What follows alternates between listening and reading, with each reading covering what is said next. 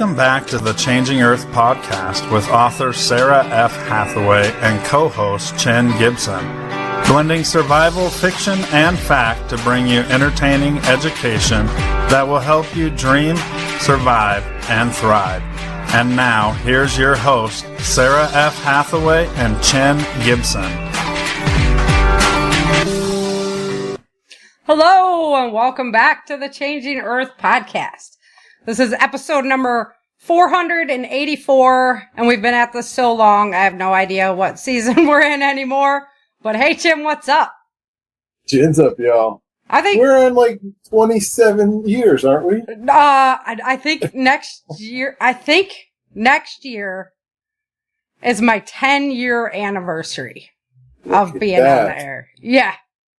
I think it's either this year or next year. I'll have to go back to the archives and check that out. But yeah, how fun is that? I didn't even think about that.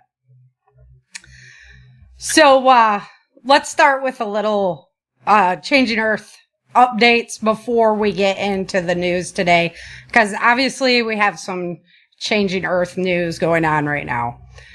So, Las Vegas Years, my newest book. It is the book in between Day After Disaster and Without Land. Fans have been nagging me for years. When are you going to finish the book?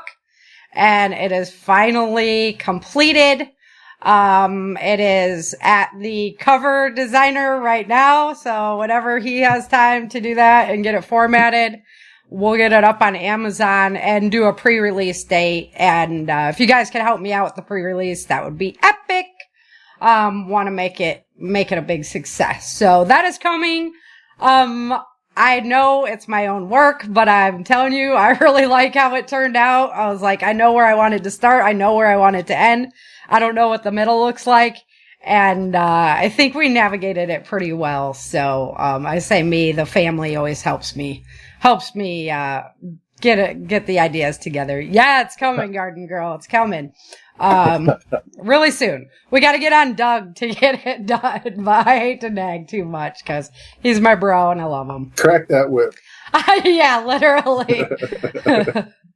So, audio drama. We are in season 2. If you guys haven't checked out the videos that I'm doing over on YouTube, pretty cool stuff. AI just giving me more and more and more tools to use. So, that's coming along really nice. It's a lot of fun to watch the videos now over there instead of, being screensavers, as my co-host would say. So, they have the added value now and they're looking really cool. They're a bunch of work to do, don't get me wrong, but they're looking pretty cool. Season 5 is, tentatively ready. I just have to make sure that I have performers kind of, nailed in because I hate switching it up too soon. Yeah. So Jasmine, yay, JB. So, yeah, season 5's coming. It's going to be pre-released for members only until I get done re-airing 2, 3, and season 4. So it's going to be a long time of like a member pre-release.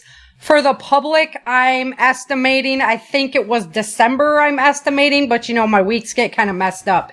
In and around Prepper Camp, which is coming up. And, you guys, if you haven't been out to Prepper Camp, you're missing out. Every year is a year to remember. I'm praying that we don't have any hurricanes this year. That would be great. That was a little interesting. And then with the bees and everything. The bees last year. So, yeah, that was bad.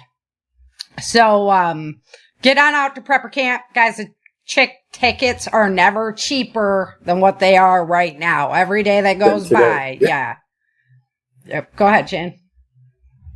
Yeah, I said tickets are never cheaper than today because tomorrow it seems like they go up again. Right. He's like got specific dates, but again, yeah. So Chin is Amber Poo today, Dragon Amber Poo. my 10-pound attack dog. He comes by. Yeah, we were teasing because Chin's a big old guy, got a little old dog. I'm just a little chick, and I got a big old dog I walk down the street with, you know. But, it keeps, everything at bay, including other dogs, so. But, yeah, Amber Poo the snack there. So there you go. New book's coming. Audio drama's rocking. Gotta check it out. got some great new performers, new voices, and the AI tools are just incredible. I'm literally a kid in a candy shop. So, I'm designing my own music. You're going to be able to get the Changing Earth soundtrack soon, which is incredible. I have to show you some of that, Chin. It's incredible stuff. And, I'm just going off on production. So I love that. Oh my goodness. Right? How many more hats can you fit on that little head of yours? I love creating. It's so much fun. So, and the more I can bring the Changing Earth world to life, the better. So I'll have those CDs for sale. I'll have these songs available for download on the website. It's just, I've got so much to do right now. I am finishing up projects. So we're putting checks in the boxes. Alrighty. We are going into a pretty serious topic today. And let me first open it up with a prayer for all of the people who don't know if their loved ones are coming home tonight, don't know if they're going to see their kids again. I couldn't imagine. And I just hope that the Lord Jesus reaches out to them. And, the Lord's will is done on earth. We have no idea what his will is. It doesn't always work out the way we want it to. But what a catastrophic event to happen down in the Texas Hill Country floods, with Camp Mystic. It's a very prestigious camp. You got to wait years to get onto that waiting list. And I couldn't even imagine dropping my kid off at camp and then not knowing if I was going to be able to pick him up afterwards. So prayers for everybody. Pretty serious note, like I'm saying.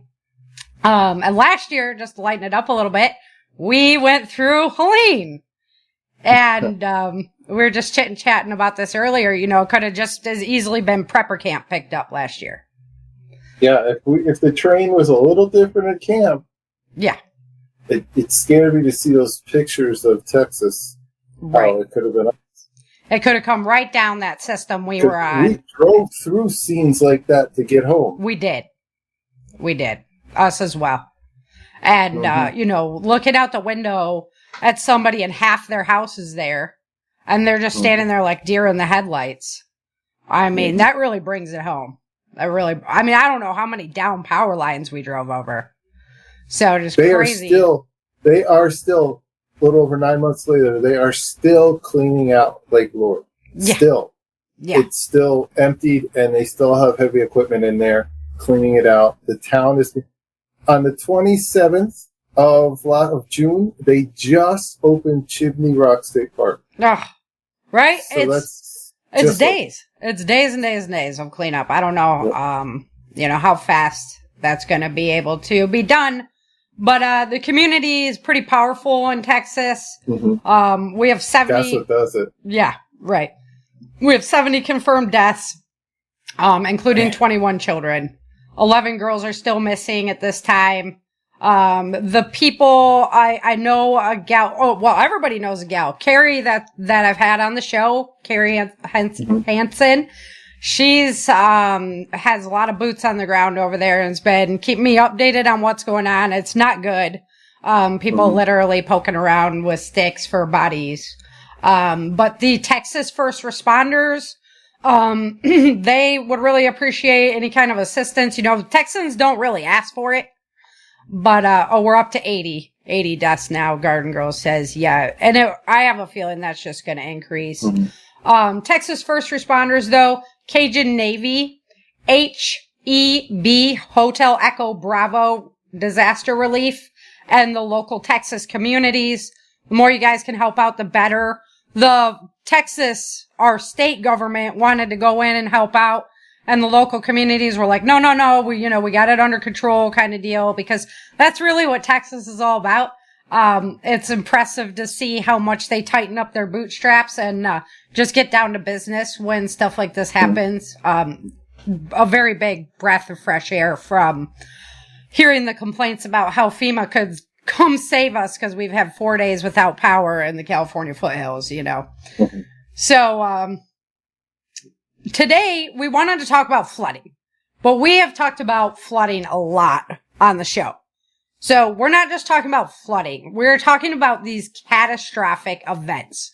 We've had too many of them now to not talk about it, to not talk about how to even increase your preparedness level to that next level so that you understand if this type of catastrophe could befall you. It's really scary. The FEMA and flood maps, how inaccurate a lot of them are. And that's really like the basis that homeowners, mortgages, everything's going off of. So that was one thing I found kind of frightening in the research when I was putting it together.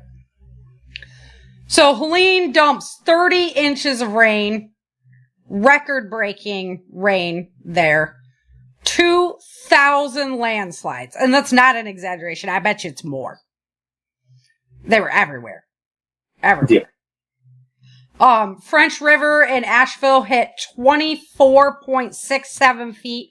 I heard stories of people on the 3rd floor that were watching water out their window of apartment buildings. This surpassed the 1916 record for flooding. Pigeon River in Newport, Tennessee reached 29.72 feet. Just incredible stuff. The Texas Hill Country floods. This was driven by a slow-moving storm. Prepare, guys. I've heard more rain is coming your way. So just get prepared. Get ready for more. It dropped 12 inches of rain in, just hours. Hours. It happened so quick. Caused that river. Did you see some of the videos on that? So people were hiking and they took a picture of the stream and it just kept growing. And then you started to see trees and shrubs coming down the stream and it kept growing and growing. It was amazing to think what happened, what they were seeing the front line of coming towards them. You know? Yeah, that it's you're almost right like there. You have to watch that and memorize that. And if you ever someplace that you see that, to freaking hightail it. Kern is on evacuation orders right now. JB says, yeah. And that's one of the things we're going to talk about. You know, get out now. When they give you the warning, man, it is not worth it. Don't play. I went into North Carolina last year. It was a big argument between everybody, you know, with PBN and Prepper Camp and everything. There was a lot of back and forth about it. And I drove from Texas into North Carolina. Knowing what I've known now and being through that event, I probably would have pulled out. I would pull out, right? I would be like, nope. Because I sat there all night long in my trailer just praying and crying and begging the Lord, you know, just asking him like, hey, if you're going to take us out of this world, take us all out together. You know, and that's how frightened I was that night. So would I want to do a repeat of that? Nah, I'd probably get out early. We're preparedness people. I mean, so you got to go back and clean your house up. Well, at least you weren't in it, you know. So it's way different than like hurricanes, because I used to live the coast and we had like 2 weeks of prepping for it.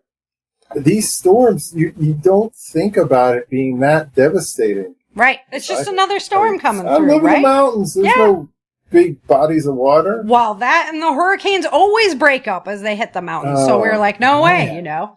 And as we get on, they did issue a flood alert for Kerr, but it didn't. It came in more, just more.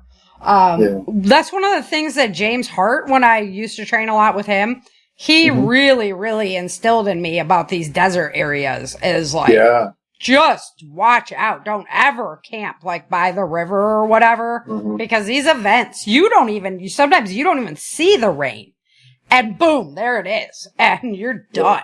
You know, as a garden girl just said, some of these remote camps didn't have reception. Yeah, so they weren't getting the warnings. Right, and we got them. We got them at Prepper Camp, boy. We got them all night long. All night long. Like the minute you just fall asleep, because what else are you going to do besides sleep it out, you know? It would be hitting again. So Guadalupe surged 26 feet in just 45 minutes. This is because of, L2 Survive hit it right on the head, over on YouTube. He says, just wait for the floods from the pole shift. This is like the birthing pains. This is the beginning. We're going to see more areas, just extremes. More rain in some areas, less in others. Just this extreme situation with weather. So we really have to get prepared for it. We've got to be heads up in the central breadbasket of the United States. Because if we had a rain event like this that hit Fort Peck Dam up in Montana, that would destroy the whole center of the United States. So I'm really adamant about that dam doing something about it because it just shouldn't even be there. And it's at the top of the whole Mississippi River system. It's just crazy. So anyway, we have to be ready for this kind of stuff. We have to be aware. The 100-year flood maps, indicate areas with a 1% annual flood risk. But Helene only showed 2% that was hardest hit was on the flood map even. It's like, it wasn't even accurate. If you were like, oh, I need flood insurance, I'm going to check a flood map to see if it's necessary. It wasn't even there. It wasn't even accurate. So, that is a problem. Oh, JB just chimed up. Yeah, the alerts, we get them so often now that we're getting desensitized. I wouldn't disagree. Like thunderstorms, like you're constantly getting thunderstorms. Rain is going to start in 5 minutes and it's going to end and then you get a sprinkle. Yeah. Right. And then, we wake up, oh, tornado alert. My husband, oh, go back to bed. Like, what? Yeah. We did. It was crazy. So, First Street Foundation, they have flood mapping models over there. And I guess they're a little bit more accurate. They identified 19,500 properties in Bunkobi. How do you say it, Chin? Bunkobi. Sure. Do you know? Okay. County alone. I know how to say Canadian things. Buncombe. Okay. Buncombe County. Yeah. So they identified 19,500 properties that weren't on the list that got hit, during that event, so they already had them. It also suggests your local, disaster relief is going to have more accurate maps than like the national FEMA flood maps because the other thing is topo maps. Like get some topo maps and learn, where the hills and the valleys are. Because water flows downhill, right? Right. So learn, because I know, like for Lake Lure, we had a major valley heading into the lake, and then we had a whole bunch of these other valleys that kind of created little feeder rivers into it. Topomaps.com. Yeah. You can go over there, and you have to pay for them. But you can just screenshot it, That's what I do. I just screenshot it and print it. So I don't have to, I guess I should be paying for it, but, we're preppers on a budget, right? So, right. Yeah. That's where I found the best topo maps. Is on topomap.com, I believe. Yeah. It's been big time rain events. So when do we bug out versus staying put? This is an interesting question with flooding. Why? Because you never drive through the flood water. James, talk to us, James. Right. You never drive through the flood water. So, 6 inches of moving water can knock you off your feet. 6 inches. You're like, oh, that's nothing, right? But yeah. But with the last floods, with the 2 floods we're talking about tonight, there might not be a road to drive out. Forget about high water. There might not be a road. Yeah. That's why, if you're going to go, you have to go now. They just put that warning up for now is the time you get out.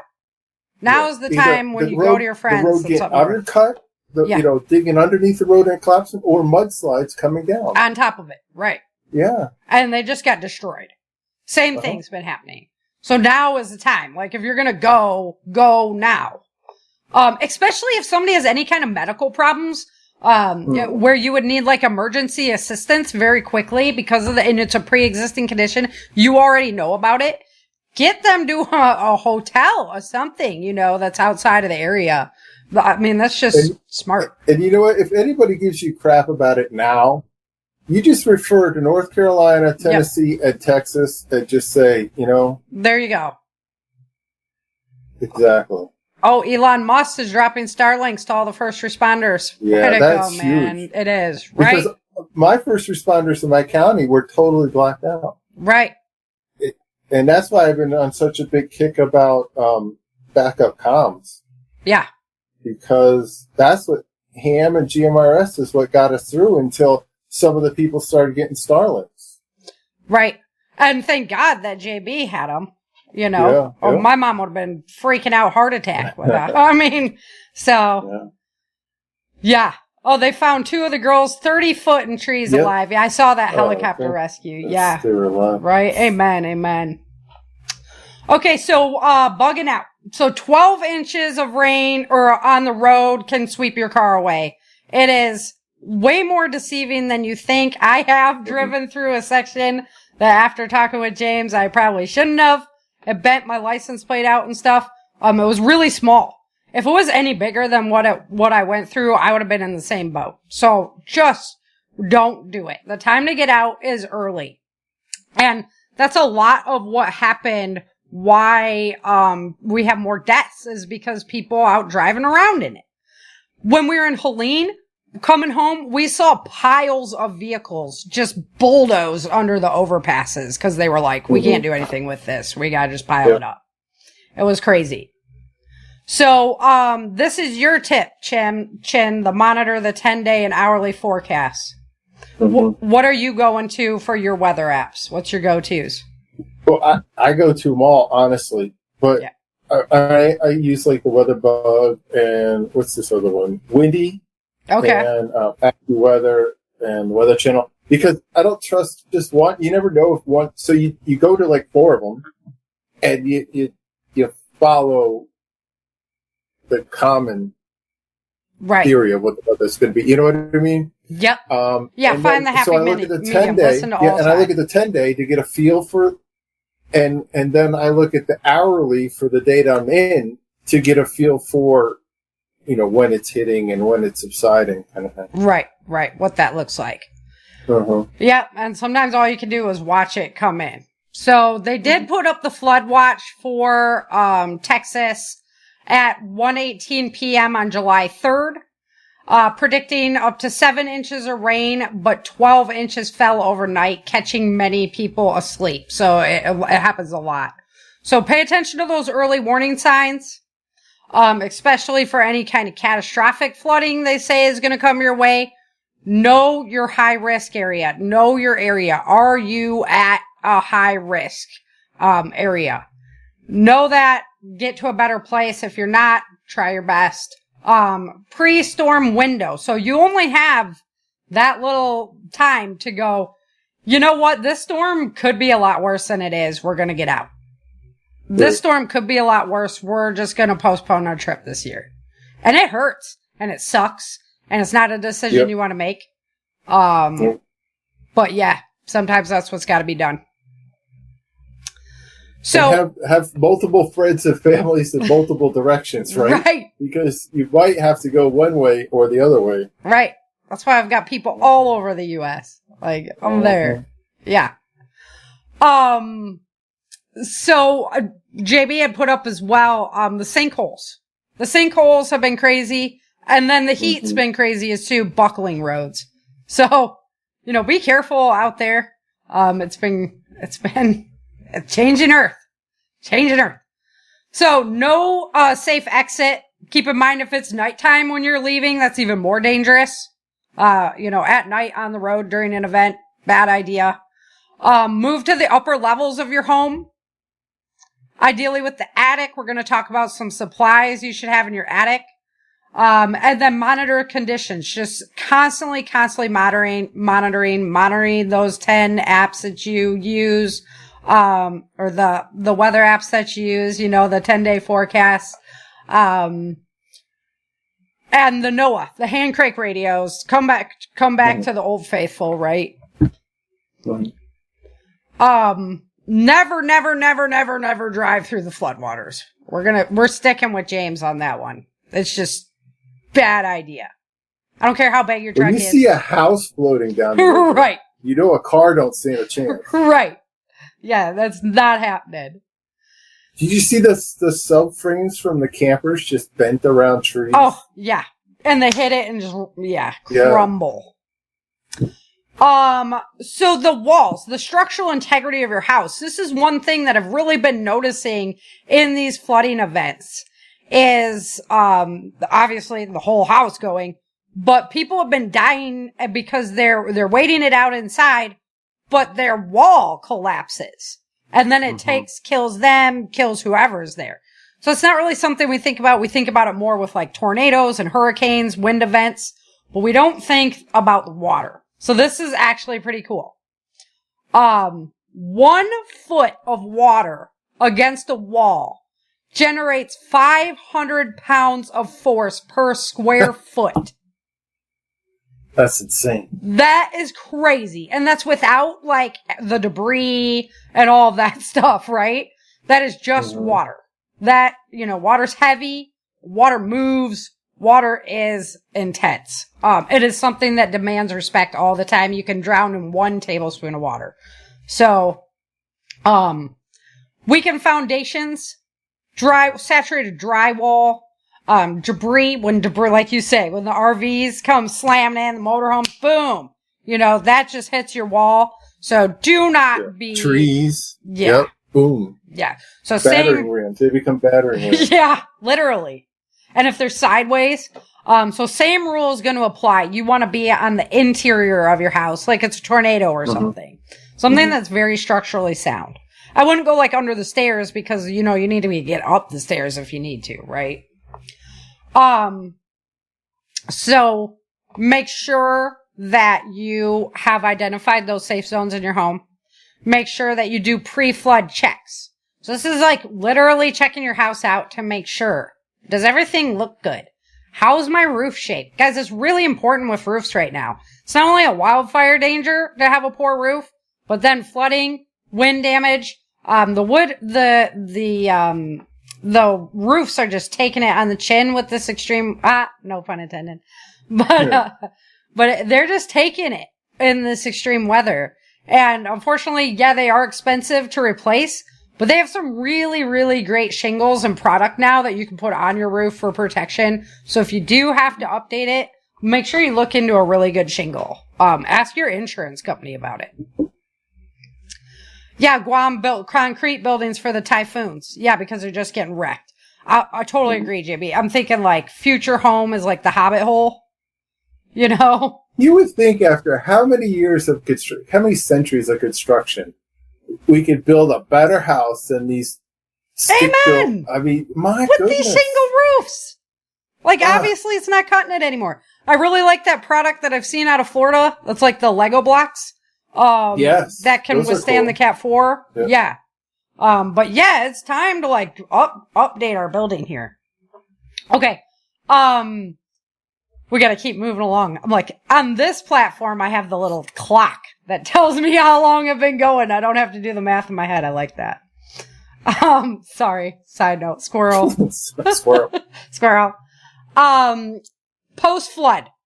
So, it's a very big chance of electrocution. We see it big time overseas. They don't have quite like the systems that we have. So every time it's flooding over there, you hear about somebody was electrocuted is really how people die, which is really sad.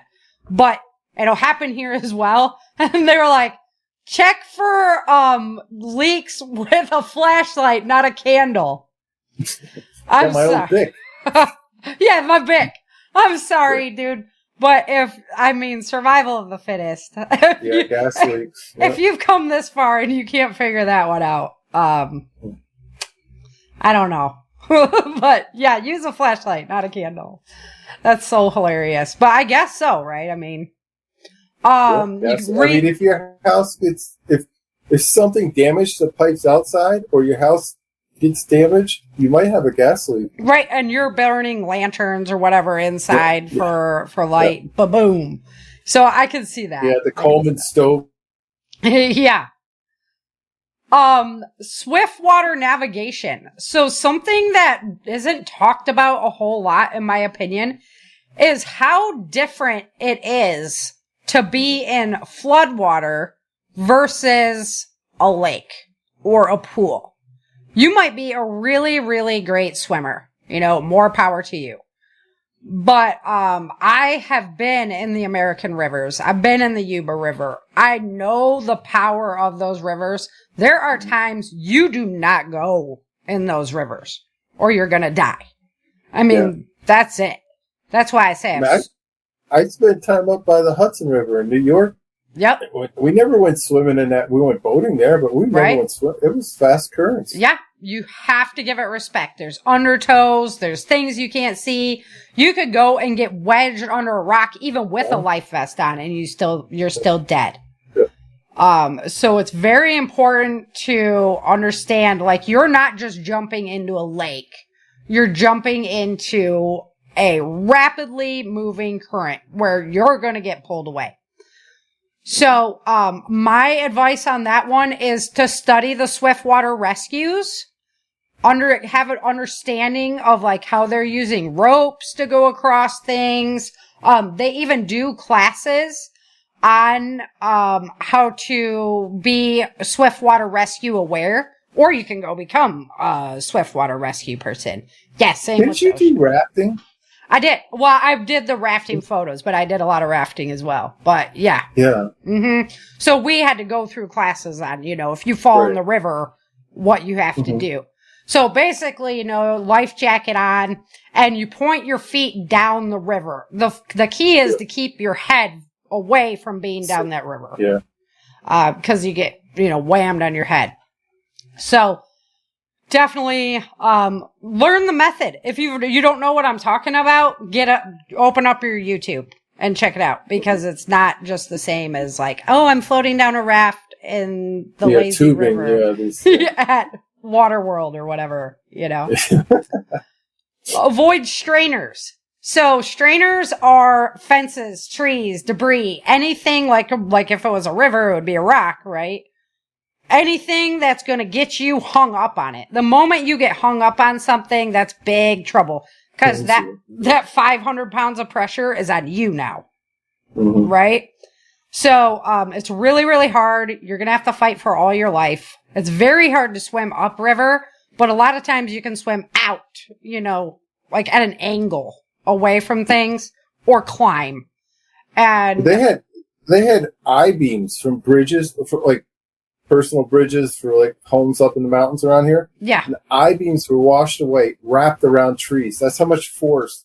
I mean, these I-beams made the bridges that people drove their cars and trucks over, but it was just wrapped around like a, like a tinker toy. Yeah. Yeah. Just wrapped around a tree. Yeah. Yeah, definitely avoid any kind of cars, houses. Anything that has more mass is also going to create its own eddy and its own wake, and it's going to want to suck you in there.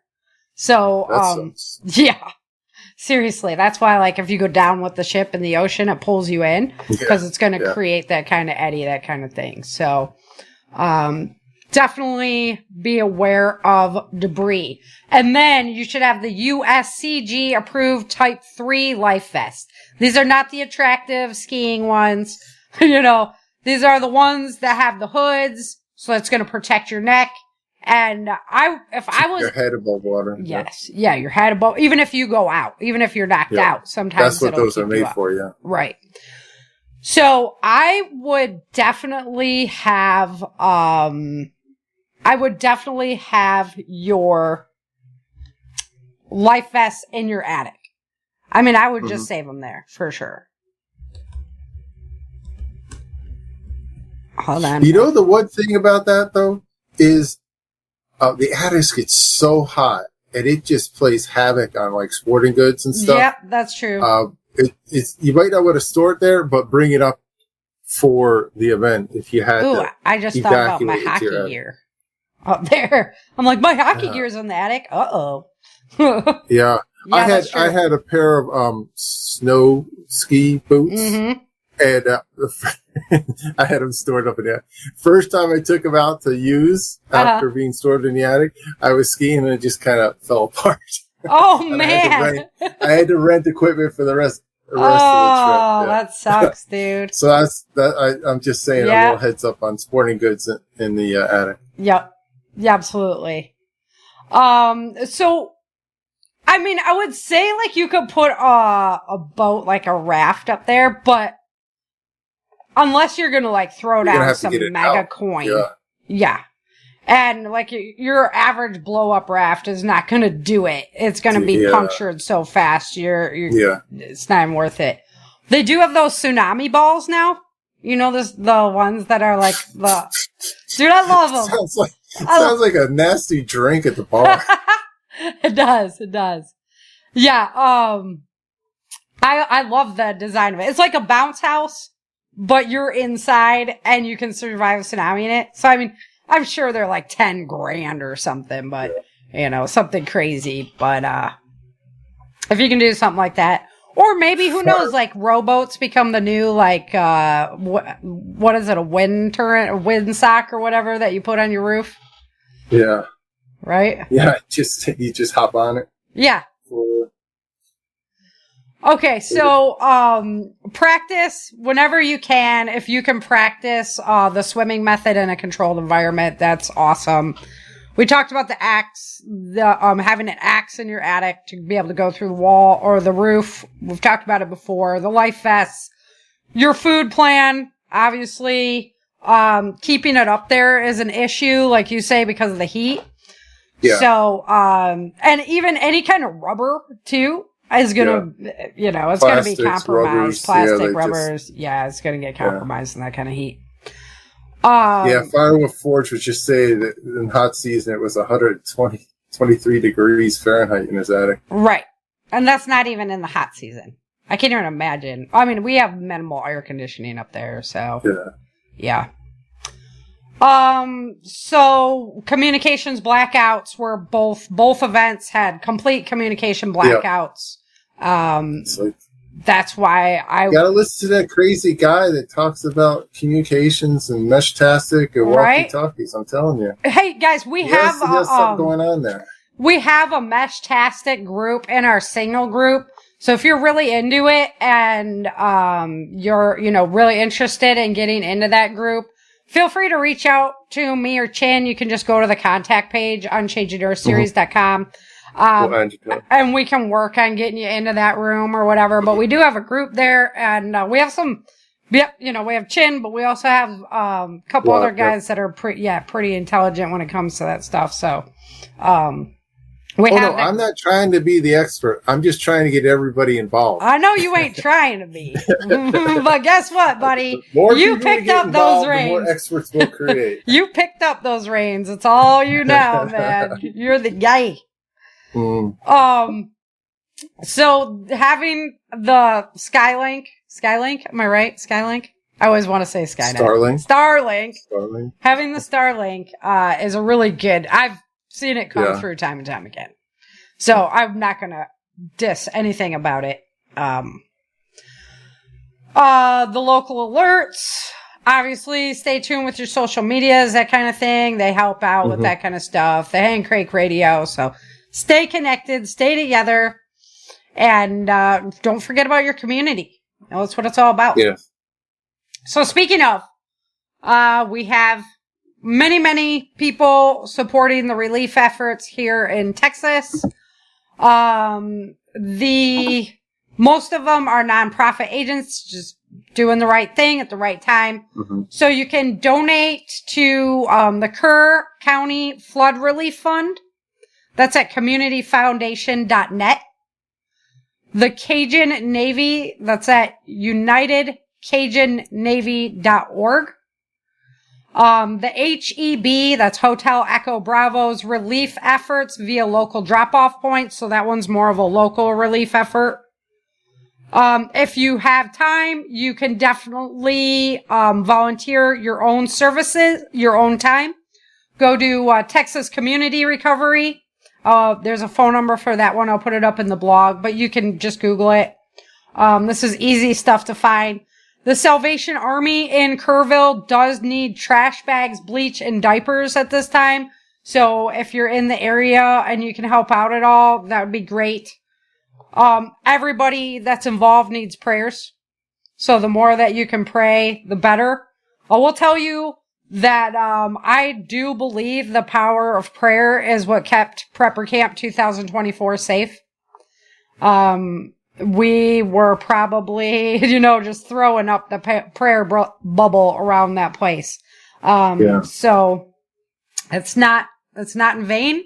It's good stuff. So these floods are going to increase. We got to be ready. And this is next level preparation. This is like you being so prepared, like above and beyond what anybody else is for these type of events, that you can actually assist other people in making sure they're doing the right thing. And that's what happened at camp. Yeah. That's absolutely what happened.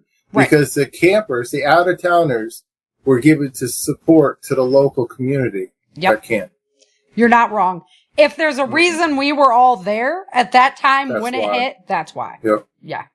Because we really did. It was impressive. The guys getting out there and cutting roads, everybody just pitching in where they can, coming together, food and everything for the local community. Yeah.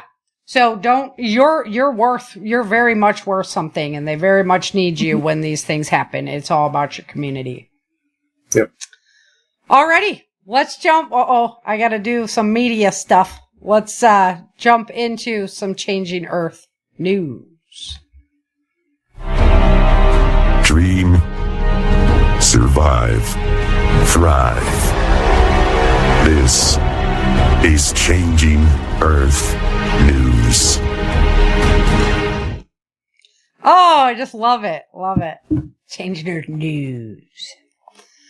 I don't even have to do that anymore when we come back. Anyway. News. Yes. So we're picking up from June 1st. And guys, this is wild. Everything is just wild sauce right now. It's such a great time to be alive. Okay, June 1st to 6th, we're having earthquake swarms in Pakistan. Most of them were under a 4.0, but just because of the fact that they're swarming, it was of concern. No deaths, minimal impact probably to the local agriculture of the area, but about 30 quakes. So that's a pretty big deal, and it's an urban setting. So there's a lot of people feeling those quakes. And usually swarms indicate something bigger. So we're going to keep our eye on that one. June 1st, Sakajima, a volcano in Japan, erupted. Minor ashfall. There was impact to like rice and vegetable crops. Vegetable cracks. Those are shoes that look like broccoli. The vegetable crops near the mountain. It was recommended that they cover their gardens, that kind of thing. June 1st to July 6th. So this is ongoing all last year. All last month. We've got severe drought going in the Rockies, the Great Plains, and Central Texas.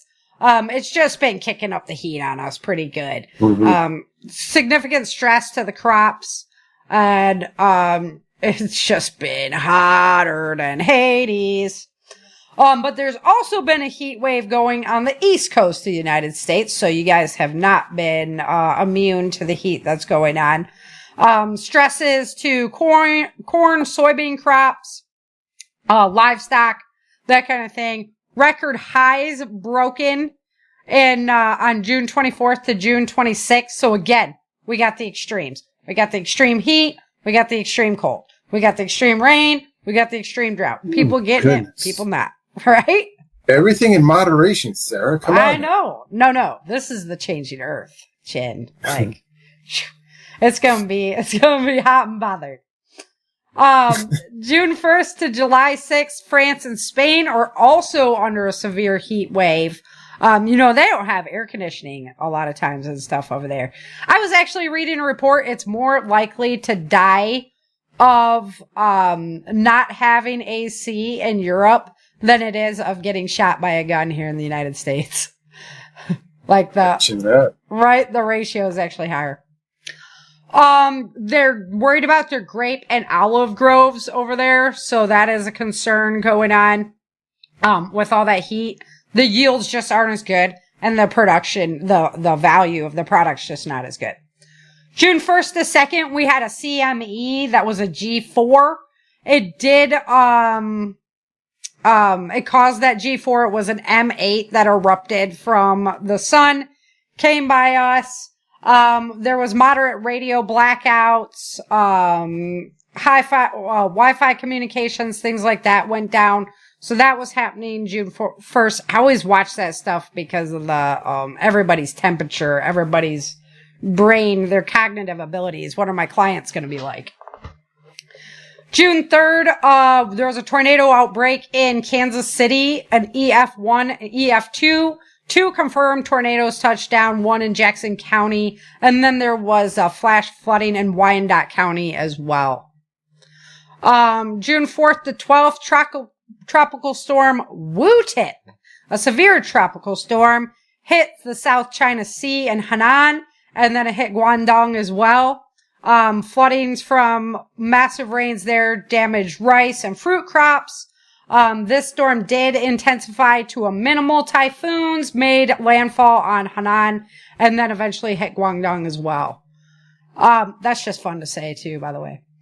June 4th through the 12th, tropical storm Auring came through, hit Taiwan in East China. No confirmed deaths in that event, but there was flooding that took place. They really got creamed last year, so they could use a break. June 6th to 12th, there was CME ejections that caused a G1 storm. The systems for precision farming would be thrown off by that. You're also going to be able to see the auroras a little bit better because that one did come at the earth. Solar wind speeds dropped. On June 10th to 13th, tropical storm Delilah was off the Pacific coast of Mexico. Minor flooding from that, limited impact on local crops from that event. And it did form to a tropical storm, but it dissipated really quickly, which was great because my dad was down there right then. June 15th, there was a solar flare that came about. It was an M8.3. It did not directly impact the Earth, but it did cause minor radio blackouts. It was just like a glancing blow. June 16th, we had tornadoes. There was an EF0 and an EF1. I love the EF0s. That means it was just really windy, right? In Minnesota, no loss of life, local crop damage. There was a tornado that ripped a roof off, near Bertha, Minnesota. So fitting for Minnesota with the Vikings. Supercells produced a tornado there. 4 to 6 inches of rain caused flooding. Hurricane Eric came through June 17th to 19th. A lot of hurricanes already this year, guys. I don't know what this year is going to look like as far as, last year they did a big prediction. Oh, we're going to have so many more. And we didn't really. We had some big, intense ones, granted. But we didn't have that many. This year it seems to be, I'd like to see some numbers on our frequency already stirred up. June 17th to 19th, Hurricane Eric came through. It was a Cat 4. It hit the Pacific coast of Mexico. 2 people, unfortunately, did lose their lives in that event. And then there was 17 deaths in Guatemala, Honduras, and El Salvador from when the big storm came through. Lots of flooding. So the precursor storm was damaging maize and coffee. Again, coffee, we don't need a hit. We gotta keep our cheap coffee or my husband's gonna be a mess. Category 3 landfall impacted, the coastal agriculture. Peak winds on that storm were 145 miles an hour, so it was pretty big. June 17th, there was a moderate volcanic eruption, Luatobi, Laki in Indonesia. That one is going mega eruption. Ashfall was up to 11,584 meters, damage to rice, maize, coffee. That's really good growing area. So, they're kind of used to that. A 10,000 meter ash column goes up from that volcano, which is pretty epic. June 17th, tornado touchdown in Colorado. It was an EF1 with 106 mile an hour winds. You just don't hear them, out in Colorado very much, but they did have that one that was on top of the mountain 2 years ago, which is crazy. That's not supposed to happen. June 17th, 2025, there was an M-class solar flare, no direct impact. That one was not Earth facing at all. June 18th to 25th, we had flooding in Guangdong, China. Severe flooding, likely damage to the local crops. Water levels reaching 55.22 meters, 0.43 meters above historical highs in China. So they've been recording for a long time, right? So you know that's legit, right? When you see those getting broken. June 20th, there was a tornado, Enderlin, North Dakota. 3 deaths, 2 injuries from that event. Many farmhouses were leveled, significant crop damage from debris. It was a monster wedge tornado that came in, and then 2 EF2 tornadoes in the Valley City area. June 21st to 22nd, there was a winter storm snow event. If you can believe it, there was snow in Glacier Park, Montana, and Idaho on 21st to the 22nd.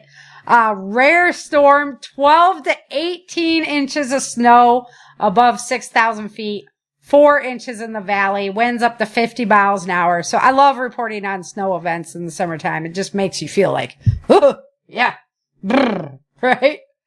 As you're just sweating it out. June 21st to July 5th, there's an extreme earthquake storm that's still actively being monitored. This is off the coast of Japan, the southern coast.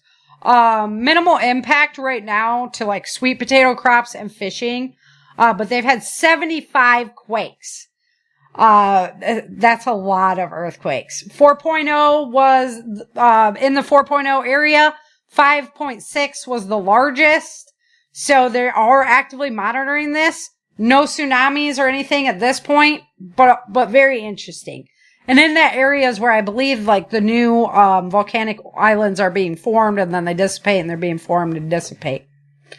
There's also June 22nd to the 25th, flooding in China again. The Duli River flooded 11 meters above normal, likely destroyed rice, vegetable crops. This is the largest flood on record.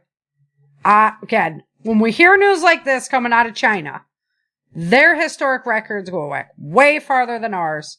And this is their largest flood on record. Major economic losses.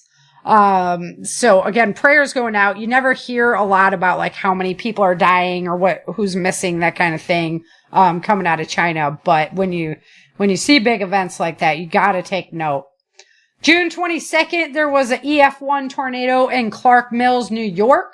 Crop damage, uprooted trees, that kind of thing. It was spawned by a derecho thunderstorm remnants. June 22nd to the 26th, we had a coronal hole high-speed stream causing a G1 to a G2 geomagnetic storm.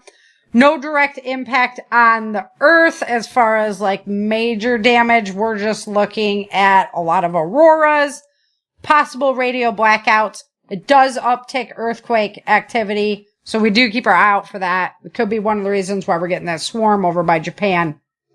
June 23rd, there you go. There was a 4.1 earthquake in Fars Province, Iraq.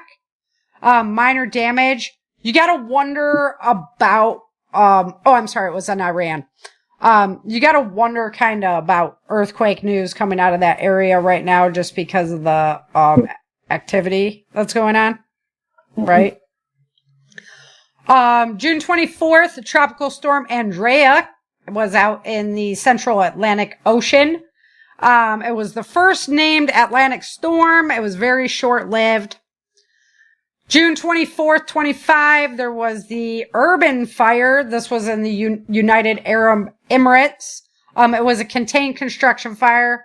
Not a big deal. Just lets you know, you got to be prepared for anything. Even if you think you're not in a fire area, you never know what the guys building the house next door might do, right? June 24th, flooding and landslides in Venezuela. National emergency was declared. 4,700 people displaced, but no deaths from that event, thank goodness. June 25th to July 5th, volcanic eruption of the Great Sitkin Mountain up in Alaska and the Aleutian Islands. So wait till you guys hear these volcano numbers. It's insane.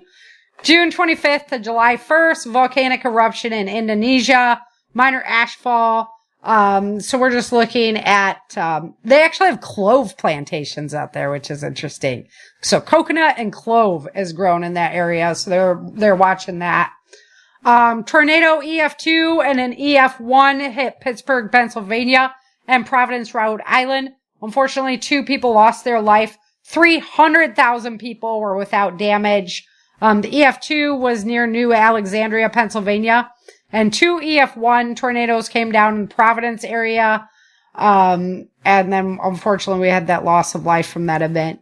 June 28th to July 5th, we had wildfire events out in California. It's getting hot and dry. And guys, just because you're not in the area this year, go back and watch the wildfire episode, because everybody needs to think about it this year. There's going to be so much debris that is being created by these storms, right?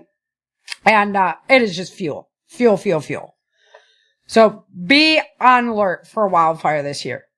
They had the Wolf Fire, 2,400 acres, 30% contained. Juniper Fire, 689 acres, 30% contained. The Lake Fire, 485 acres, 25% contained. So guys, high wildfire, we're back up into a preparedness level 3 at this time. June 28th, a 6.6 magnitude earthquake hit in the South Atlantic. It's not around land, but it is a deep hit onto our planet. Usually we get other earthquakes that come out from those events. So we're going to stay heads up. June 28th to 29, EF2 tornado, EF3 tornado, South Dakota and southern Minnesota. Significant crop damage from those events. 2 people were injured. The EF3 hit near Clear Lake, South Dakota, destroyed a home there. 5 tornadoes, including an EF2 near Altamont, the EF3 near Clear Lake, EF2 in Cadota, South Dakota. Sorry if I just slaughter your town name, by the way. Try and know them all. And live in Texas. You think you got it in Texas and you're wrong. They say it totally different. June 28th to 29, Tropical Storm Barry, off the Bay of Campeche, Mexico. 2 people died in that one. Flooding in Quintana Roo. I know I killed that one. Maize crops hit, fruit crops hit from that event. And it is just active out there in the Pacific right now. So heads up, everybody. June 29th, 2025, Hurricane Flossie, supposed to be a Cat 4 storm in the Eastern Pacific near Mexico again. No confirmed deaths from that event. It was minimal offshore storm that really kind of petered out and turned. Second major hurricane of the year, though. July 30th to 5th, another earthquake swarm. This one is over by India. So we had Pakistan hit with that earthquake storm. We have Japan hitting with that earthquake storm. Now we have India hitting with the earthquake storm. So we have a lot of stress going on right now. I'm watching these swarms because it's usually a precursor when things start moving like that. It could just be releasing energy. We don't see something big afterwards, but it can be that settling before it actually moves. Impact on coconut and rice farming.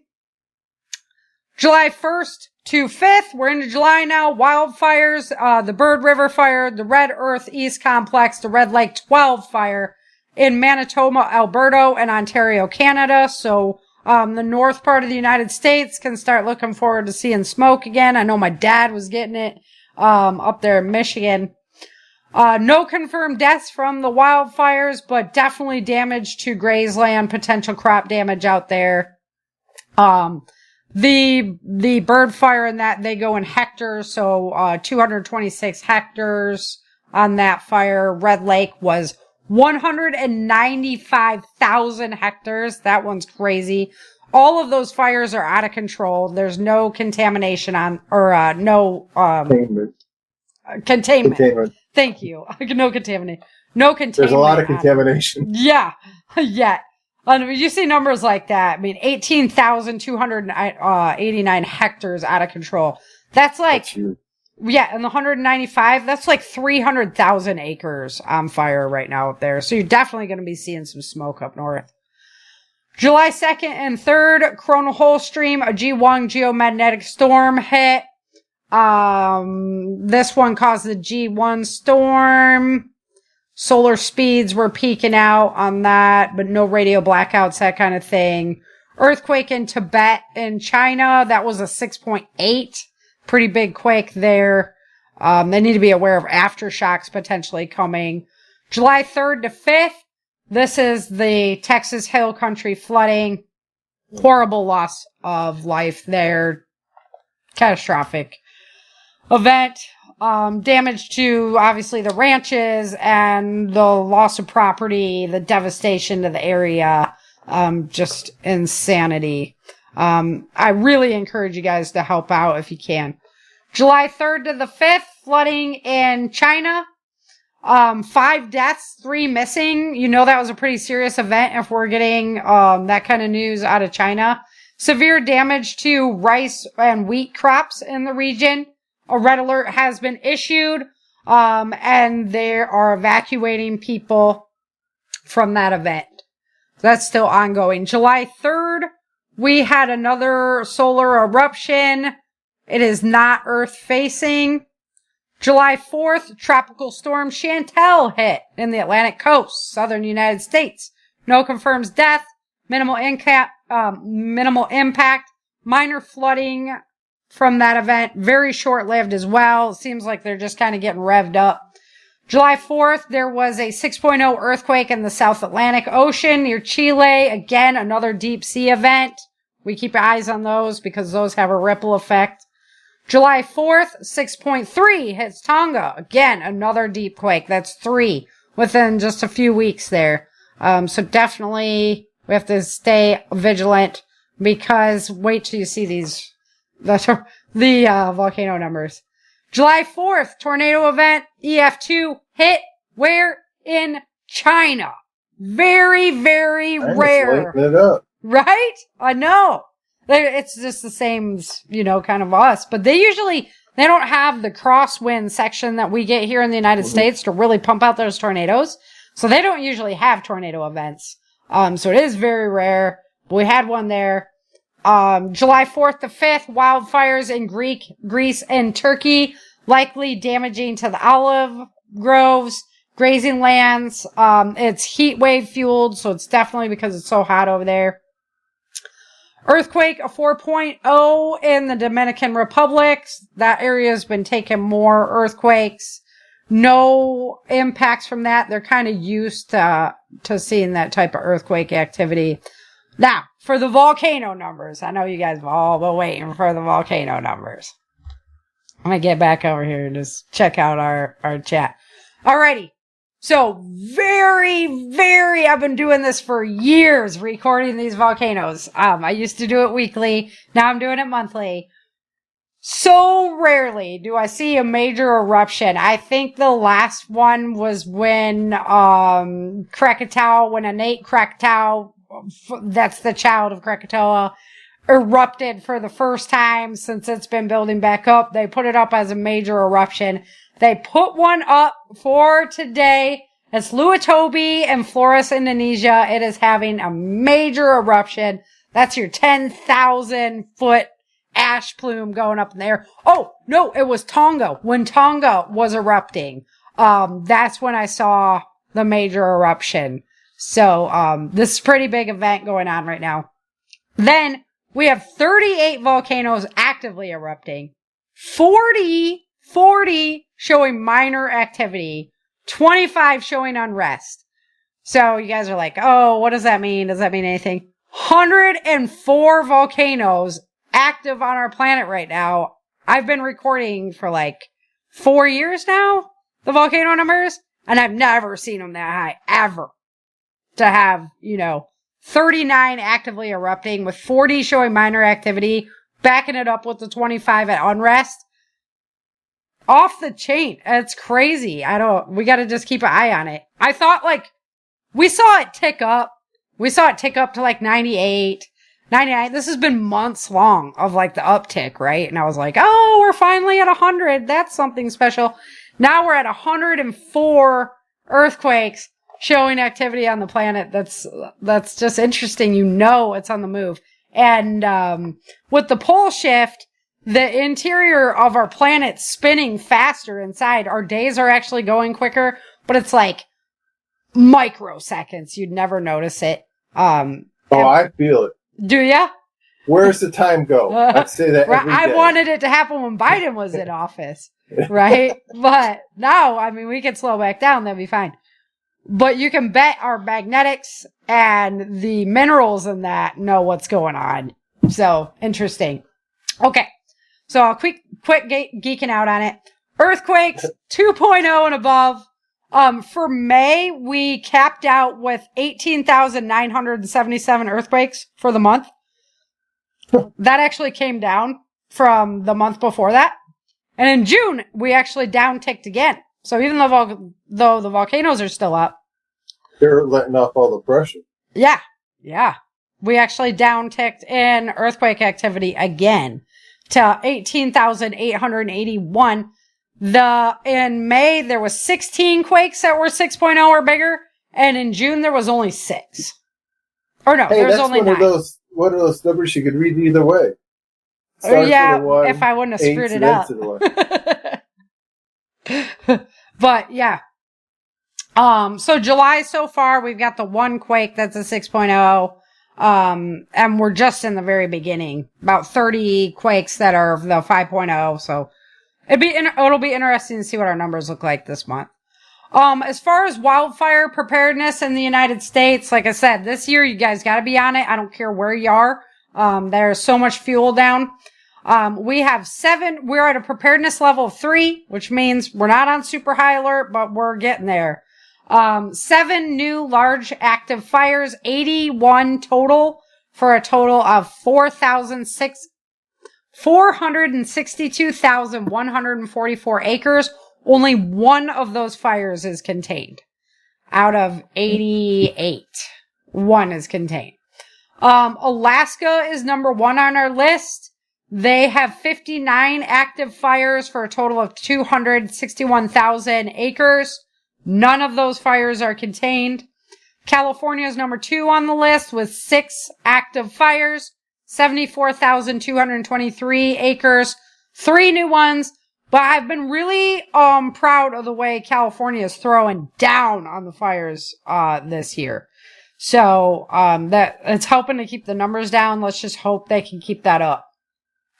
New Mexico wildfires, there's 3 burning, 49,000 acres, and then Utah's coming in at number 4 with 1 fire, 34,942 acres.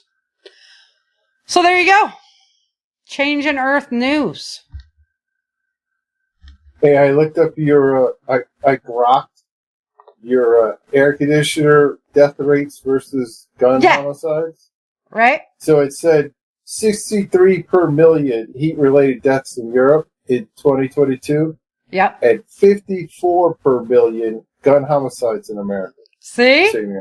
You're more likely to get killed from not having air conditioning. Without a right. air conditioner. Yeah. Than you are from gun activity here in the United States. Yeah, we'll see that stat called out on some of the main channels. Uh-huh.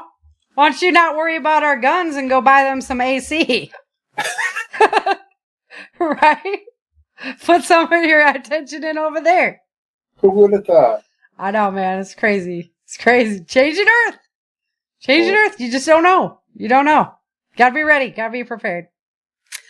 Alrighty. So, man, prayers, like I said, to everybody over in Texas, and honestly, everybody's still rebuilding from all these disasters. You know, my worst fear is that we have a series of catastrophic disasters that's across the whole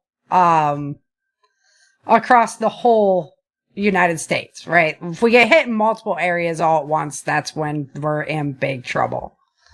So we need to just stay vigilant, stay prepared. Prepared communities will be able to help each other out. All right. Well, guys, thank you for coming out. Everybody, being so active in the chat. That's always so much fun. It's why I decided to get back on doing the live shows. I missed you guys. You can come over if you're listening to my show recorded. You can come over to, Prepper Broadcasting Network over on YouTube, on Facebook, or on X. And we're live casting the first Sunday of every month at 5:30 Central Standard Time. Check out the new book that's coming out. I'll definitely have news for you. I won't release it without coming on and doing a podcast. If you guys are on Apple, if you're on Apple iTunes, if you can go to the Changing Earth audio drama, like, subscribe, leave a review, that'd be great. I'm trying to pump it up on Apple a little bit. The numbers have looked pretty good. And I'd like to see that get kind of cranked up. So if you're on Apple and you have an account there, please go over to Changing Earth, the Changing Earth audio drama, and like, subscribe, get a little love over there. I always appreciate reviews, all that stuff. If you want to check out everything that's Changing Earth, head on over to ChangingEarthSeries.com. That's ChangingEarthSeries.com. And hopefully I get to see you at Prepper Camp, meet you in person, and you can do a little learning. Alrighty, guys. Until next time, remember, dream, Survive. thrive.